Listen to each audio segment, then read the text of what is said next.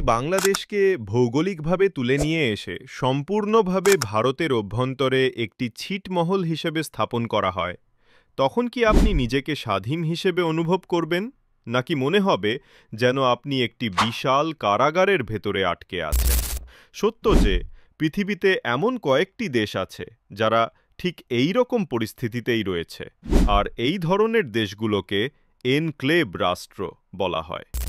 যেমন Vatican city, এটি বিশ্বের সবচেয়ে পরিচিত এনক্লেভ কান্ট্রি, যা সম্পূর্ণরূপে ইতালির রাজধানী রোমের ভেতরে অবস্থিত।